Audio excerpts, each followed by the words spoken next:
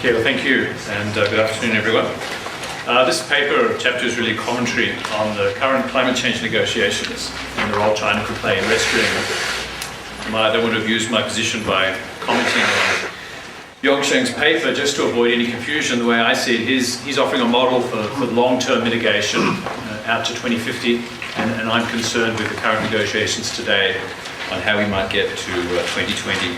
But that's one way to think about it. That could be a topic for discussion. If we look at the current climate change negotiations, they're really about how to go from 2012, which is when the Kyoto Treaty basically expires, to 2020. And there are three main propositions around which current negotiations are structured. These are the three that were agreed at the Bali conference in December 2007 and recently reiterated at the Major Economies Forum just last week. The widespread continuing agreement around these propositions has caught observers by surprise, or at least me by surprise. I think it was reasonable to think that when America came back into the climate change negotiations this year, they might try to change the terms of the negotiations, but that didn't happen. And so the Bali roadmap continues to guide the negotiations.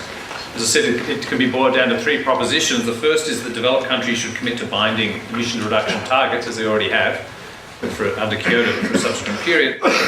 The second is that developing countries should undertake policies and measures to reduce emissions below what they would otherwise have been. And the third is that the developed world should support the developing world in this endeavour, principally by the supply of finance. So this is a different model to the Kyoto Protocol, which was really a world in which only the developed countries took actions.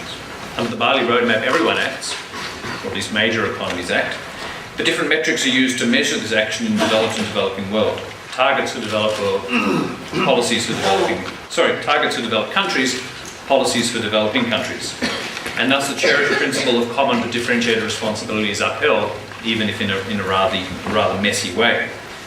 But in any case, I'm not here to defend the Bali roadmap. It's far from optimal. But it is the current, in fact, it's the only game in town, so we can't ignore it either.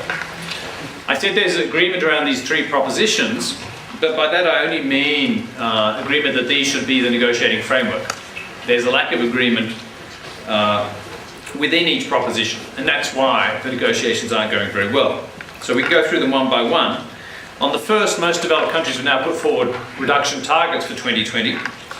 1990 is commonly used as the baseline for these, and my assessment is that the offer so far in the range of 10 to 20% reduction by 1990.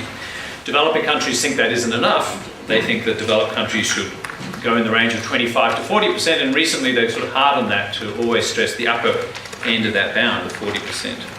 On financing, the third point, there's also a large gulf. Developing countries ask for lots of money, hundreds of billions, to support their mitigation. They want to delivered primarily through government channels. Developed countries, on the other hand, stress the role of the markets in delivering carbon finance, are reluctant to commit public funds, and overall tend to downplay the need for international funding. Though I would add, in this area there have been some very positive initiatives. Recently, in particular, a speech by Gordon Brown, Prime Minister of the United Kingdom. Perhaps we see a belated recognition by the rich countries that will need to put significant volumes of public funding on the table if they want to see a deal. I put the second plank, developing country policies, last, because here there's less of a gulf than simply confusion. What sort of policies developing countries might commit to, how they will register that commitment, what these policies will add up to, this remains, even at this stage, very unclear, just a few months out from Copenhagen. But this is where China could come in.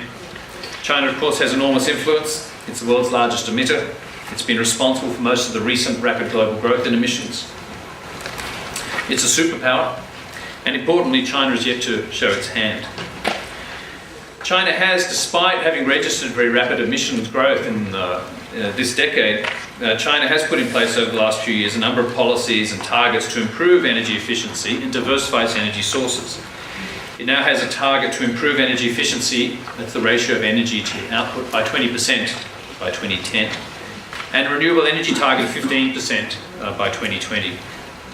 But 2010 is only 1 year away, and China is thinking about targets for the next 5-year plan, which runs from 2011 to 2015. And there's a lot of analysis, commentary, speculation that I try to summarise in the chapter.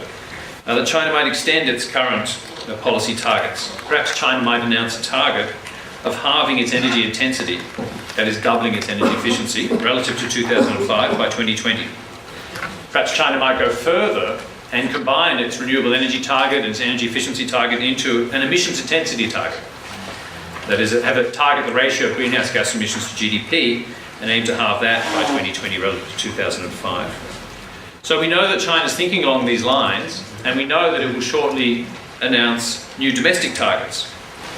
And we also know from the anticipatory response of the US that such a target would be seen as ambitious.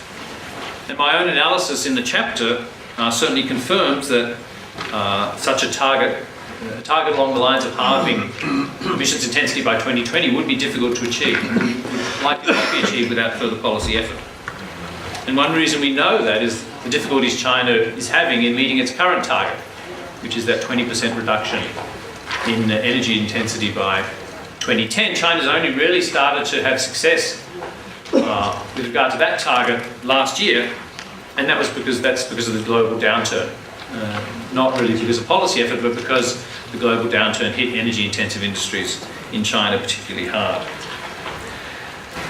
So the policy along halving emissions intensity policy would be seen as meeting the ambition test. The real question is then whether China would be prepared to table this policy internationally.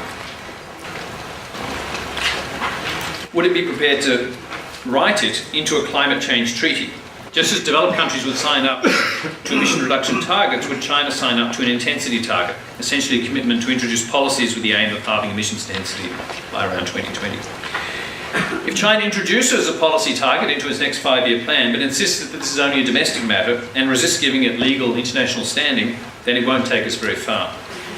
Because from the US perspective in particular, when they come to taking the treaty to the Senate, if there is a new Copenhagen Treaty, it will again look as if the US is binding itself, but that China isn't. And so a treaty, even if agreed, would have bleak prospects for ratification by the US. So Chinese policy needs to have some international recognition. The US, and indeed not just the US, the world needs to be able to say that China is also committed in some way to reduce emissions. So will China be prepared to take that step of international recognition? Well, we don't really know, at least I don't know.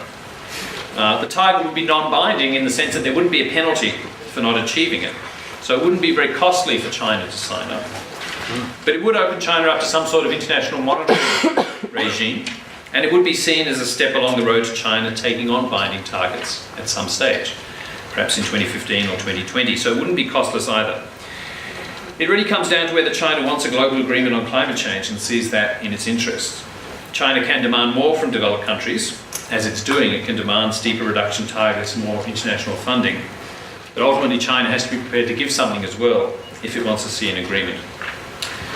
So the optimistic case for a Copenhagen deal is that developed countries agree to do more. They get their emission reduction, say, up to 20% from 1990. And they put more public funding on the table. And as I mentioned, there are signs that this is happening. And then developing countries say, okay, well, it's not 40%, but it's a 20% reduction. There's funding for mitigation abroad. And then China puts forward a policy commitment, gives it some sort of international, or shows its willingness to give it some sort of international status. Other key developing countries follow suit, and then you have your agreement. So that for me is the optimistic scenario. There are of course, several pessimistic scenarios. The first is that we get an agreement, but not this year, not at Copenhagen. That to my mind is quite likely and not that problematic. We've got till 2012 to reach this agreement, really. But a second and worse scenario is that the two sides are just unable to think that either is getting enough from the other. And so there's no agreement, or if there is an agreement, it's then not ratified by the US Senate, and we continue to lack an effective international framework. Well, if you work on climate change, you have to be an optimist, and even to this downside, there's an upside. And that is, even if we don't have an international agreement, we do see the spread of domestic mitigation around the world.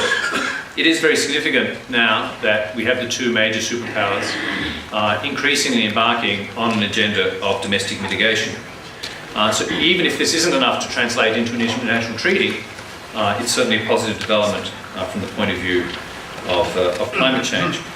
That's the good news, and that would be my message for Australia. We should get off this idea of waiting for Copenhagen and get on with it. In particular, pass our domestic emissions trading legislation. All that said, Australia's own experience and our endless hesitation in actually taking action on climate change makes the case clearly for why the world still does need an international agreement. Domestic action across countries isn't enough. We will see more domestic action with an international treaty than without. China can't engineer an international treaty on its own. Developed countries need to reciprocate. But in my view, China does hold the key. And while overall the prospects for an agreement don't look great, there are reasons to hope that China might use that key and rescue the currently floundering global climate change negotiations. Thank you.